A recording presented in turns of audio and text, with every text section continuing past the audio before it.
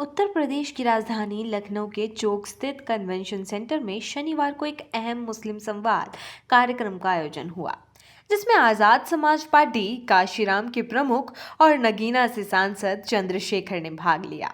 इस अवसर पर चंद्रशेखर ने अल्पसंख्यकों के साथ हो रहे कथित भेदभाव, धार्मिक स्वतंत्रता के हनन और सामाजिक राजनीतिक असमानताओं पर खुलकर अपनी बात रखी। उन्होंने कहा कि ये केवल संवाद नहीं बल्कि एक आंदोलन की शुरुआत है, जो देश में अल्पसंख्यकों, दलितों और पिछड़ों के अधिकारों की बहाली की दिशा में एक निर्णायक कदम साबित होगा।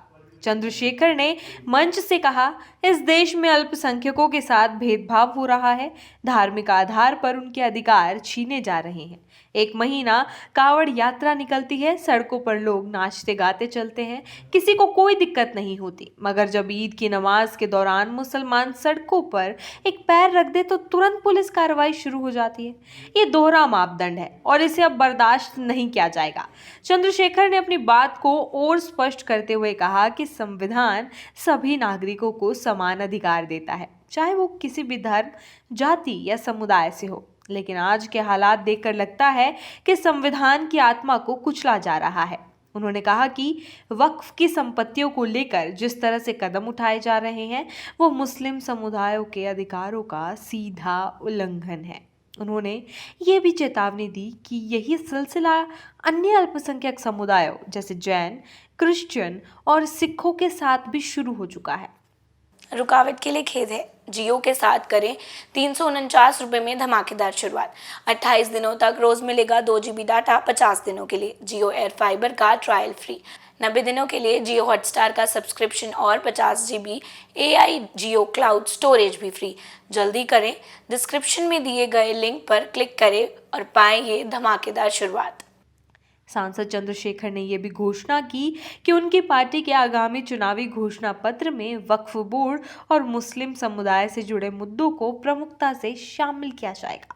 उन्होंने कहा कि मुस्लिम समाज ने जो समस्याएं इस संवाद कार्यक्रम में रखी है, वे सभी चुनावी एजेंडे का हिस्सा बनेंगे। शिक्षा, रोजगार, धार्मिक स्वतंत्रता और सामाजिक प्रतिनिधित्व को लेकर विस्तृत चर्चा कर नीति बनाई जाएगी।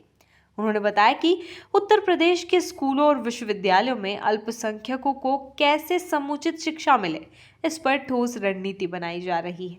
उन्होंने जिसकी जितनी संख्या भारी, उसकी उतनी हिस्सेदारी के सिद्धांत पर जोर देते हुए कहा कि पंचायत चुनावों से लेकर विधानसभा तक टिकट वितरण में इसी नीति का पालन किया जाएगा। कार्यक्रम के दौरान चंद्रशेखर ने कहा कि समय नकारात्मक राजनीति से ऊपर उठने का है।